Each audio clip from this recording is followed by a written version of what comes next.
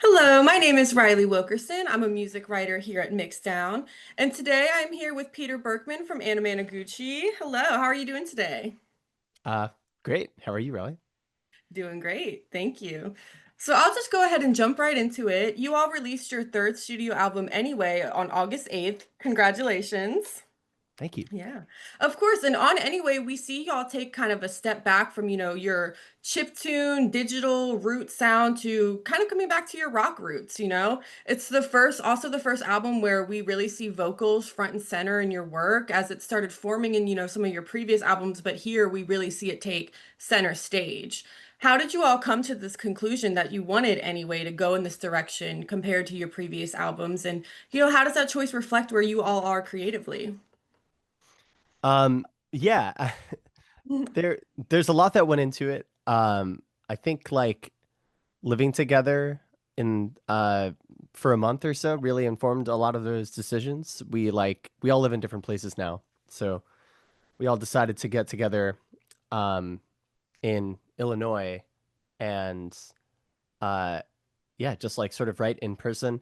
I think we were all frustrated with the sort of world of file sharing and Yeah.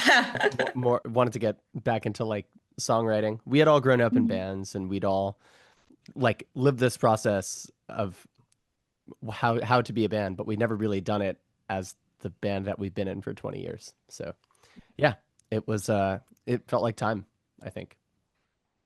Yeah, no, and I love that visual too, because you can almost see. I mean, I have questions, later on about the house that you all were in when you recorded that album, living in Illinois. But just that visual, because to me, that house and, the American football house where y'all were at, it really just does scream to me, childhood teenage band, garage band Yeah. kind of sort of vibes. Yeah, so I love that image with it too, because that's really what I get when I see the visuals and hear the album. Yeah, it's definitely like it's something it's a feeling that we all were familiar with. So, yeah, it was wild to do it at a place that was none of our houses and none of our parents' houses, but rather a house that was sort of owned by the band's parents, so to speak, like the label Polyvinyl. Uh, Hmm. they bought the house with American football, and the photographer who took the that sort of iconic um, album art that they used. Yeah, it's just cool that that place didn't, you know, get destroyed like it probably would have otherwise. So, Yeah, no, I remember when the news headlines came out, like in 2023, when Polyvinyl saved it and everyone was rejoicing because we all thought it was going to go away. yep, Mhm. But yeah, yeah, I was it's just a saying, so now that the record is out in the world and everyone can listen to it, is there any songs in particular that you're really, excited for those fans to see, or have you been receiving really positive reception for that you're very thankful that, maybe this bit of a kind of a different sound is being perceived by your fans? oh yeah, the song Sapphire Mm-hmm. um was actually it was a song that we wanted to leave off the album, not Mm-hmm. because we didn't like it, but we were like, yeah, I think we had it in our heads that it would be fun to have it be like a vinyl only song where it's Mm-hmm. like only on the vinyl, but obviously that didn't wind up happening. So it's on the album and people I don't know, they seem to be gravitating towards that one like a lot. So it's cool because that song is about the sort of like early life of the band coming up in Mm-hmm. like independent music world in New York. Very like it's about like the chiptune world, which when Yeah. we were an instrumental band, we couldn't sing about that. So Mm-hmm. one of the first things that we Yeah. decided to do as a band with words in it is like sort of sing about our own experience and yeah, surprised that our fans really loved it. So yeah. Yeah. No, I really liked that one too. When I was first listening to it, that one really stood out to me as kind of like almost like that, like a natural bridge between, like your older sound and compared to this. Even though I don't think, this new sound that y'all are exploring on Anyway is really far from your old sound at all. I think really in the roots, it's very similar. Mhm. Yeah, totally. Like I think yeah, it's sort of like a seesaw Mhm. where Mhm. on the seesaw you have like indie punk and emo music, and then on the other side of it, you have like 8-bit, 16-bit video game music, and Mhm. it's like that now. Yeah. So yeah, all No, still that's a there. good metaphor. Yeah, and I was gonna say when I was researching it too, like the creation of the album, I couldn't help but notice that you all said at first that, you set out to make an album about anger actually and rage. And while we do Yeah, see, maybe some of that, especially with the kitchen sink, rage, right, but right, right. yeah, how did it turn from, taking those feelings into what it really turns into, which is to me, it's a very fun, high energy record. It really to me, it's kind of like a perfect summer album. Like it made me want to get up and, go do something. That's awesome. Hmm. Yeah, I think like so much of what we thought it was going to be came from like how we were all feeling when we were getting together. Like before we Hmm. actually got together, we were like shit. I don't know if I'm allowed to curse, but yeah, shit is Yeah, how you're we allowed felt. to curse. Yeah, we were all just like in pretty terrible moods, honestly. Mhm. It was like, wow, what a horrible state things are in. Like, what do we do? And even when Luke and I were driving up together, Luke does not have a driver's license, and I do. So we did a 12-hour drive from Dallas up to the American Football House. And yeah, during that drive, like we had a lot of downtime, so we called a lot of people. And even us two together, we were like, yeah, this is going to be like an extremely political, mad album. And um, by the time we got to the house, it still felt like that. And then I think we wrote Rage and we wrote a couple things, and it was super cathartic to get those Mhm. things out of our system. That by the time that like once we were able to do that, it kind of felt like now let's have some fun, sort of like yeah. I don't know. We definitely got the phrase I think I've used is like we got distracted by how much fun we were having together, and that's like I definitely think it shows on the album in certain parts where, like, yeah, Dave Friedman who produced it like has this ability to capture the feeling of you know all of us together in a room, and I think it's amazing. Yeah, and I saw too when I was researching that, wasn't he also very encouraging of doing live takes too with the recording of the Oh yeah, songs? yeah, Mhm. yeah. He said like from minute one, like this is how we're going to do it. Like there's no going in and like noodling, nudging specific parts, Mhm. like just, you know, we'll play at the same time, you'll get it right, and then we'll go from there. And No, yeah, and I think that that energy, especially of the live takes, really translates to the album. Like I said, it's full of energy. It is full of fun. Like when I listen to that album, that is the main thing I get. It just sounds fun. It sounds like how we were talking about earlier, like being in bands when you were younger. Like it sounds like that untapped fun, just kind of, yeah, high energy. Let's go. Mhm.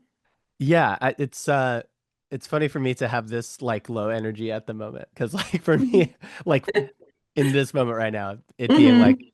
10:30 in Dallas, I'm like, yes. Yeah. I'm definitely normally Mhm.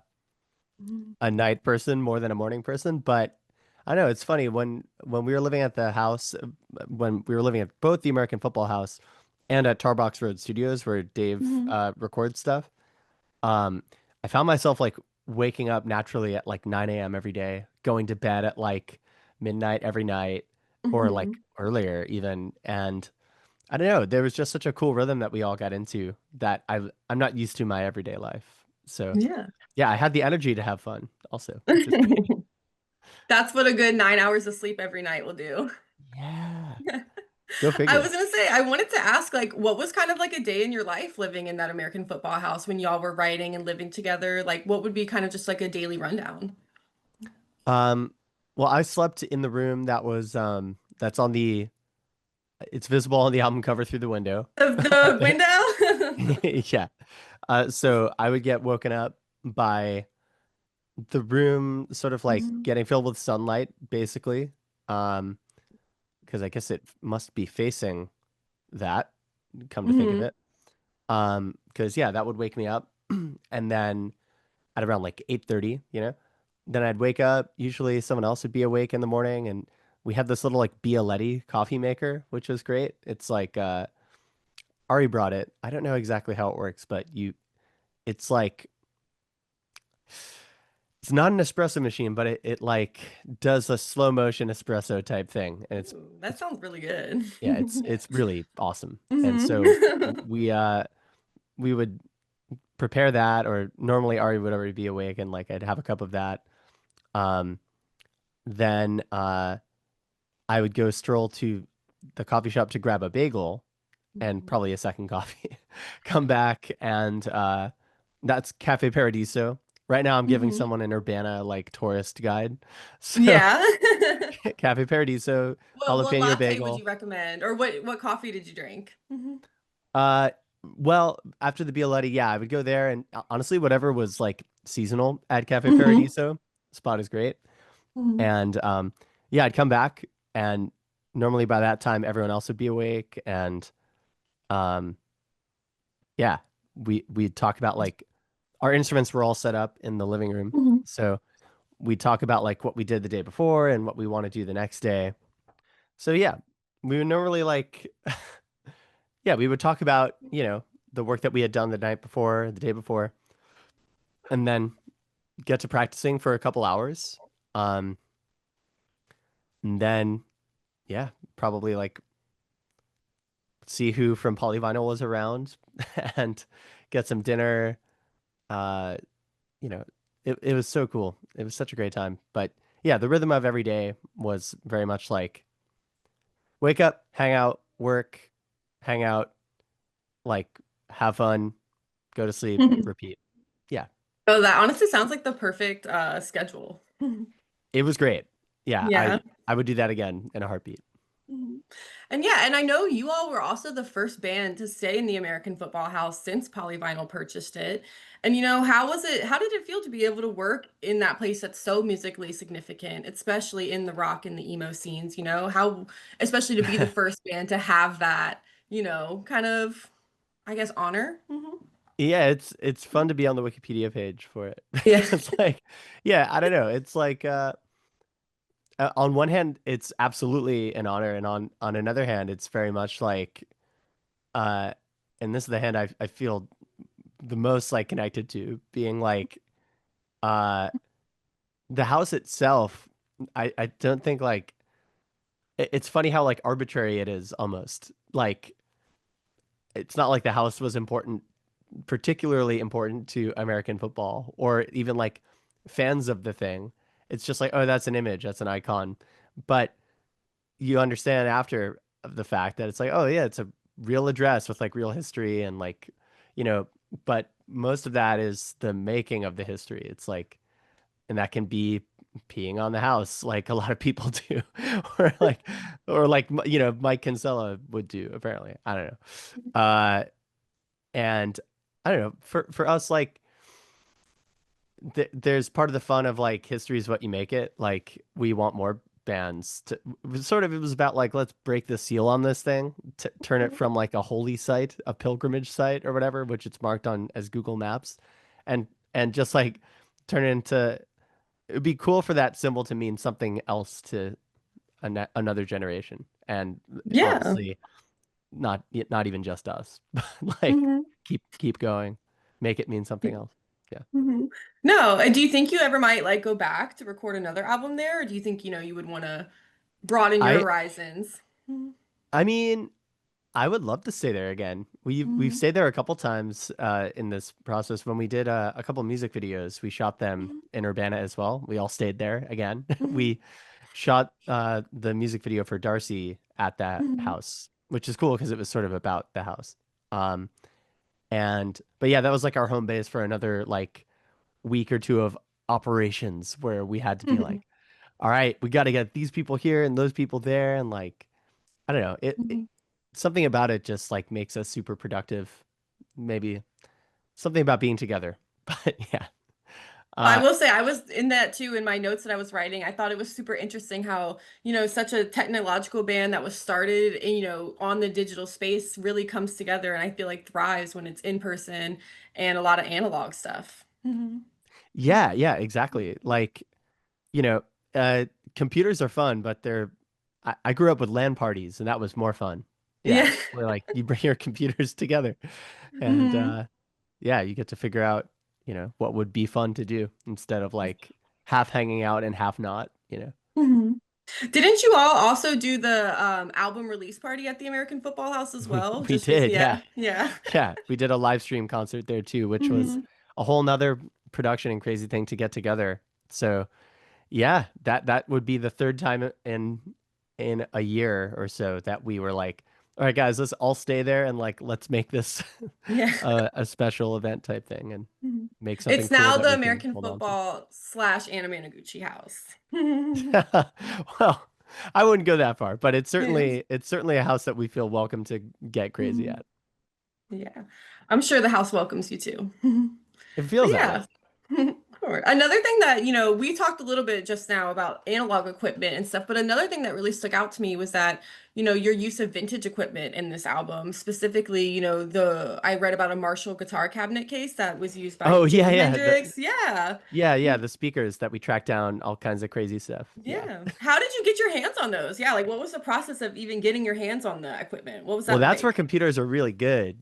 Search engines, they're huge. Yeah, like hmm um voraciously Googling all day long, to the point where I even, having been a musician for years and years, I never thought to like Google what speaker something is or whatever, but hmm there are people, large communities of people online who uh research this sort of stuff. And um yeah, when it came to like one of the influences obviously on this album for me is Weezer. And there's like weezequip.com, which I've known about since like, I don't know, I was like 15 or whatever. Where it's like, oh, here's the guitars that they use or whatever. Um and yeah, that's like one level of being into musical like, equipment stuff. But yeah, there's this like there's this amazing YouTuber from Sweden. I want to look up his name. Yeah. Um, Guitar speaker Sweden. His name, yeah, Johan Sedgeborn, and he's like got these uploads that are like 30 minutes long where he's taking like 30 different model numbers of speakers from the 60s and 70s, playing the same riff next to each other and being like, yeah, this is how wildly varied the guitar tone can be depending on what speaker you're using. So, one of the best sounding ones happens to Mhm. also be one that is most difficult to find, which is quite upsetting as it happens. And I wound up so Dave Fridman records in Buffalo, like Mhm. outside Buffalo. That's where he's from, at this town, Fredonia. Um, and so I found a pair of these extremely rare speakers in Buffalo. I was like, whoa, that's amazing, on Mhm. eBay. So most music sellers sell on Reverb. Like Mhm. this would be like finding one on like sort of like Facebook Marketplace style. And like I Yeah. got in the habit of searching like 50 miles within this region. And I was like, well, I'm Mhm. going to be in Buffalo, so let me search there. And Mhm. I didn't find anything on Facebook there, didn't find anything on Reverb there, but I thought about eBay and I found a pair there. And I asked the dude if I could pick them up in person. And when I showed up, we got to talking. It turned out he had worked like on sessions that Dave had worked on in the past too. Small world in Oh. Buffalo, like music Mhm. thing, I guess, where he was Mhm. like, yeah, I used to like change the guitar strings at like Flaming Lip sessions in like the early 90s or something. So Mhm. yeah, this fella Bob Schaefer, he hooked it up. And so thank you, Bob. Dude, he also like he swapped the necks of my two guitars. This guy Bob Schaefer is no joke. He's Yeah. amazing. All right. If Really you're in amazing guy. Buffalo, got to go to Bob Schaefer. Yeah, go to Bob Schaefer's residence, Mhm. but please don't unless you have business with him. He was actually Yeah. I could tell he was a little scared that I wanted to meet in person, and Mhm. everything got chill after. But it's Mhm. like, yeah, Oh no, that sounds super cool. That sounds so serendipitous, especially on eBay. Like to be able to find something like that on eBay, that's so cool. yeah. Bob Schaefer's my eBay friend. Yeah. Yeah. Were you all able to use the that vintage equipment on your cover of, Nirvana's Territorial Pissing? Were you able to use that for, music that I guess was, made for that type of vintage Yeah. equipment. Hmm. Territorial pissings. Yes, in Hmm. fact. Yes. Hmm. Yeah. Come to think of it, I was like, we didn't record territorial pissings at Tarbox, but we did Hmm. record it after it. So yeah, I did Hmm. have that stuff set up. So yeah, that's Yeah. like, yeah, greenback speakers. That's like, it's definitely something that was in Kurt Cobain's cab. Hmm. But we probably were a little bit more liberal with the layers of distortion that are on Hmm. top of it. So maybe it's Yeah. harder to tell. But yeah, that was Hmm. like the joy though, in the same way that we liked, you know, if we wanted to make 8-bit music, we wanted to make it on a Nintendo. It's sort Hmm. of same philosophy of like, well, if we're gonna make like guitar music, we better make it on some like vintage, like on the thing that Hmm. it's designed to be put out through that people like. Well, And it was definitely the yeah, perfect choice. It gives like the perfect tone, the perfect type of feel to the record. I love it. Hmm. thank you. I love it too. Yeah. Yeah. Of course. I was gonna say, and I do wanted to talk, I've seen a lot recently about y'all talking about the idea of Batman rock, and your kind of desire to, Right, right. yeah, yeah, Yeah, to it's a make, little cheeky. Yeah. yeah, hey, I like it. I was gonna say it's really interesting to me because, when I was going through your whole very handy infograph that Oh, I got, good. Yes. Yeah. So you've yeah. now gone through the lessons. Yeah. Yeah, I was gonna say I've read the material. I'm pretty versed. So I was gonna say you didn't really like with that song Magnet, you didn't start out with Batman being the idea for it. How did you Not at kind of all. come, yeah, how did you come to that kind of conclusion? And what do you think that, these ideas of like the collaboration between these big movie studios and small artists, like what do you think that why do you think that relationship should be cultivated again?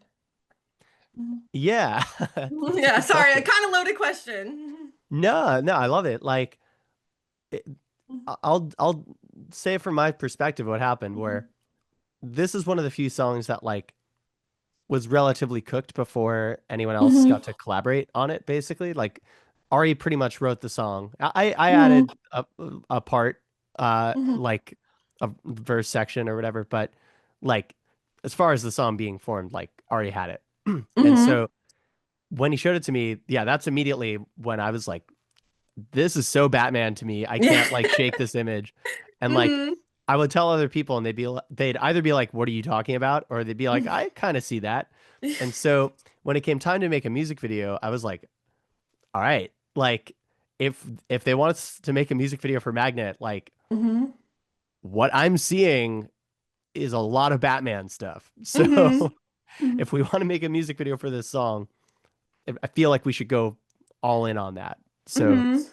yeah, it like I don't know, the 90s and 80s were this a special period where um yeah, movie studios some of them had record labels too. Warner Brothers is sort of like the chief among this group where they were like, yeah, we're like making all kinds of culture here. We got movies from all these different directors and yeah, we got all this music. What if we just put them together? But it was like they didn't really figure that out on such a deep level until the 90s, I think. And so the area that we grew up, there were all these music videos that were like you'd see like, Nicolas Cage walking around Los Angeles and then the Goo Goo Dolls are like playing or something, Mhm.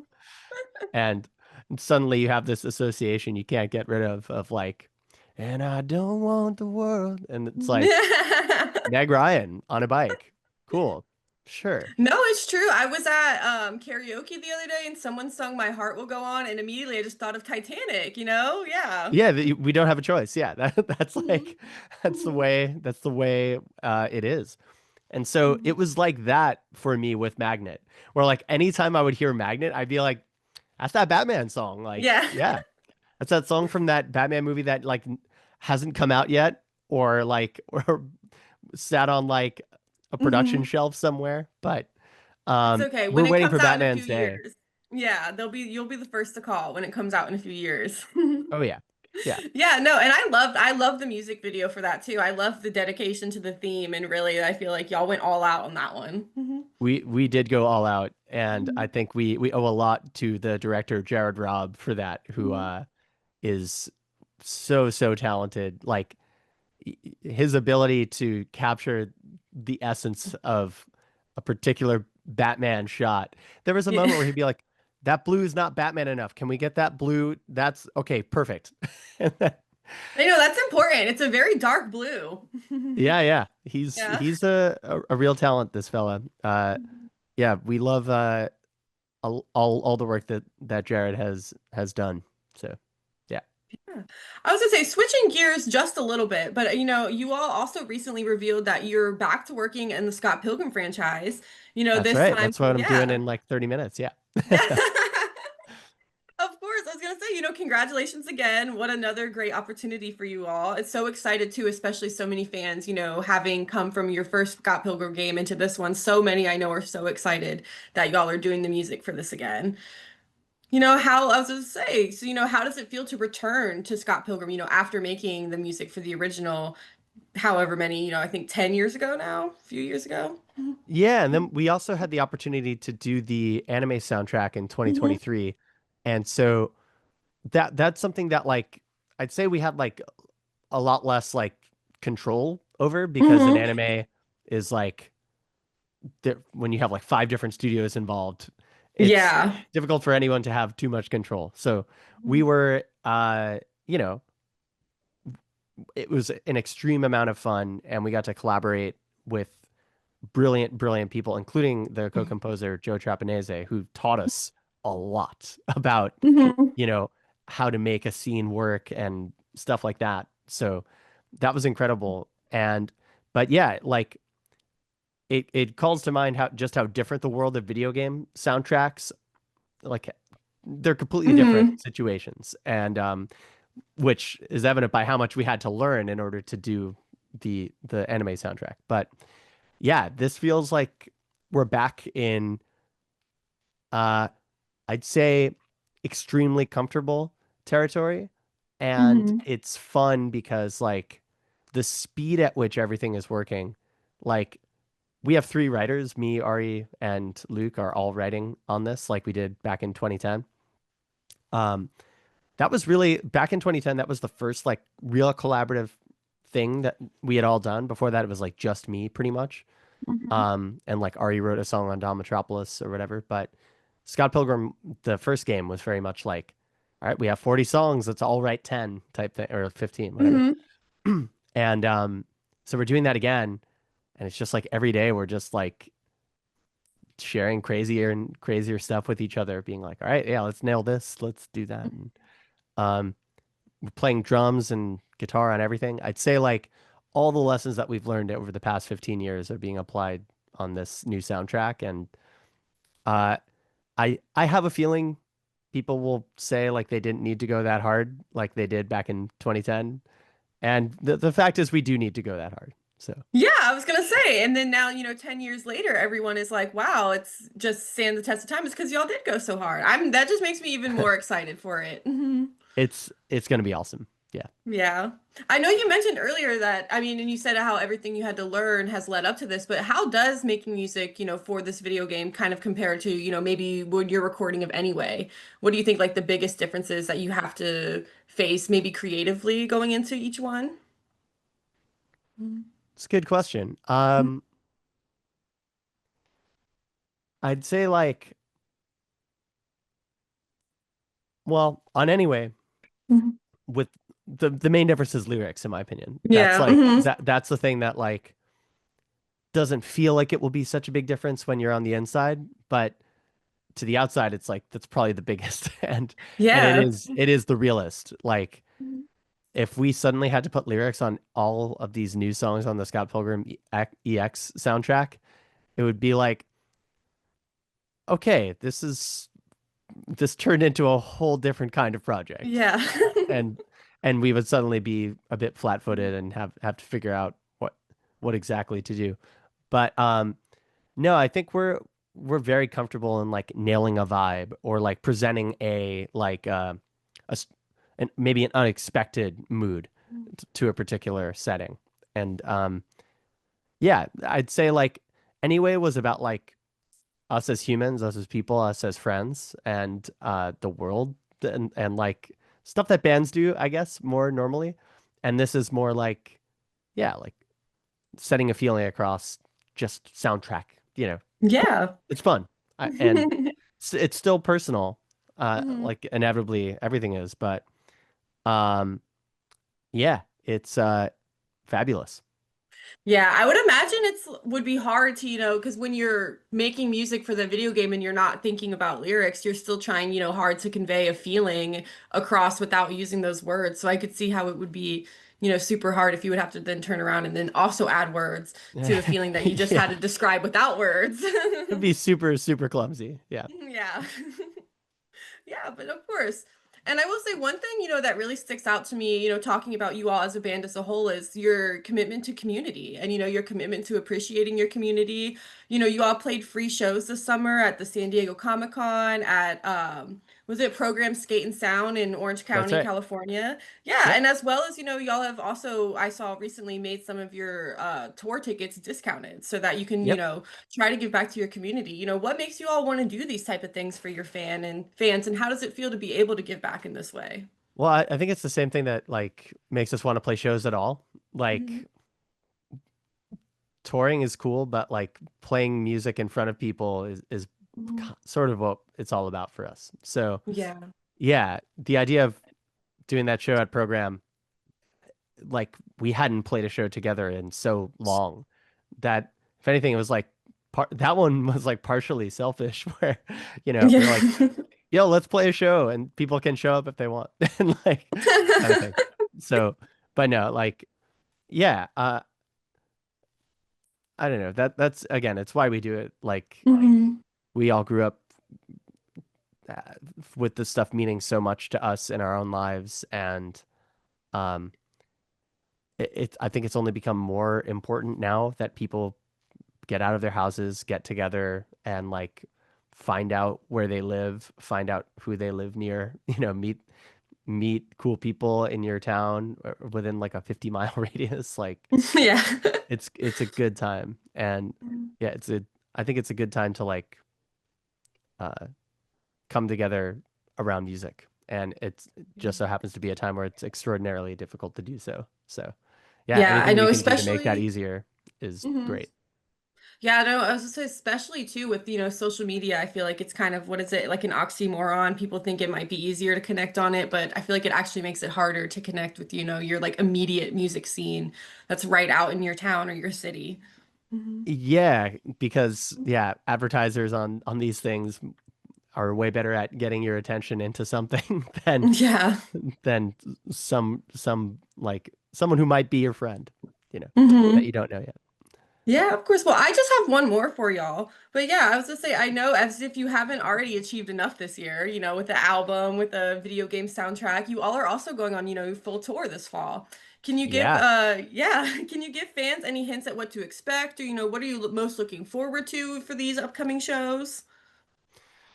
Yeah, Mhm. I'm looking forward to like singing. It's gonna be Yeah. crazy. Um, Hmm. I mean, honestly, like we've gone all out on this tour the same way that we did on the album, the same way that we do kind of with everything. But like I feel like with rock bands live, there's so much to like relearn of how things are like how they can be.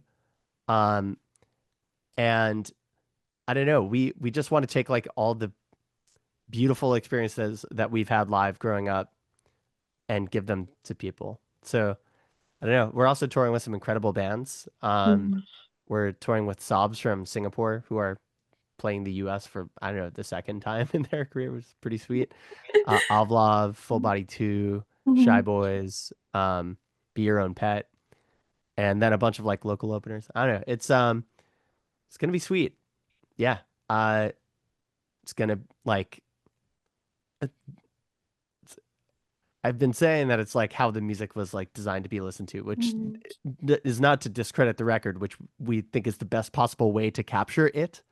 Yeah. But capturing it all, you have to admit, it's change. And it started in the room and it should live on in rooms, and that's the point. Hmm. So yeah. Yeah. Now not just the American Football House living room, but like wherever we can plug into some speakers and stuff. Hmm. Yeah. No, I'm super excited. I'm hoping to make it out to the DC show. I know, I'm super excited. I want to go dance, jump around, Sweet. like, Yeah, come yeah. through. Awesome. I'll see you there. Of course. Well, thank you so much for taking the time to talk to me today. Of course. Yeah. Yeah, I'm glad we got this figured out. Yeah, of course. Well, good luck with everything. And I was to say, I'm looking forward to hopefully seeing y'all in DC. Awesome. Mhm. Cool. What's that All guitar, right. by the way, back there? That one, that's the Phantomatic by Wilshire, the one Yeah, that Frank cool. Iero designed. Yeah. That's sick. Yeah, I know. It was a gift from a really good friend of mine a while ago. It's like my prized possession. That rules. Do you play? Yeah. I do play. I was gonna say I grew up playing. I played violin and cello growing up, Oh, so I play guitar is violin just too. kind of. Oh, cool. Yeah, I Yeah. played it for a couple years. Guitar is just and bass is just something I've been trying to get back learning as an adult, something to do that's not being on my phone and like Yeah, watching yeah, yeah. TV. That's great. Yeah, I'm definitely not good, but I love playing. I love learning. It's just definitely it's been like so fun for me, and I love My Fuck Chemical yeah. Romance. So Yeah. Did you see them on the tour? I didn't, unfortunately. The I know tickets are they. so expensive. I It's know that's crazy. why I didn't go. Yeah, I was like, I don't really have $500 to drop right Yeah. now. Well, that was so cool about seeing The Cure. Like Robert Smith Mhm. had the power to be like, Ticketmaster, they're going to be $50.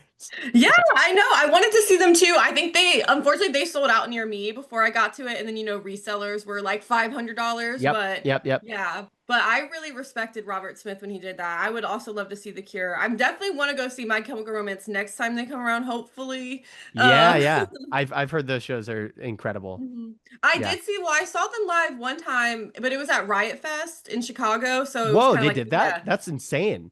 Yeah, when they came back, that was awesome. They played some stuff from Bullets too. I felt like the luckiest person ever. That's amazing. Yeah, I Dude. literally felt, I was like, wow, I can die happy now. Fuck yeah. Yeah, Yeah. they're such a sick band. Mhm. Yeah, similarly, I was like, damn, I can't go to that. But Yeah, I wish I could same. have. Yeah. What's your favorite album by them? Uh, honestly, I think probably Three Cheers is my favorite. Yeah. Yeah. Like Black Parade is cool. Honestly, if it were Three Cheers, maybe the 500 would make sense for me, but Yeah. I don't know. But yeah, like I don't know. It's particularly the way that they layer their guitars has always just been like Yeah. the Hmm. best. And yeah, but it's a whole package. Like the way it blends with Gerard's voice, like Hmm. it's so special. So No, yeah, same. The Black Parade was never like I like Three Cheers a lot. Black Parade is like my middle one, but I agree, like that's where I feel like their guitar like shines so much, like especially yeah, like the layering. Yeah, like that album like just really blows away in that sense. Mhm. totally. But yeah, Yeah. thank you so much. I had such a great time talking with you.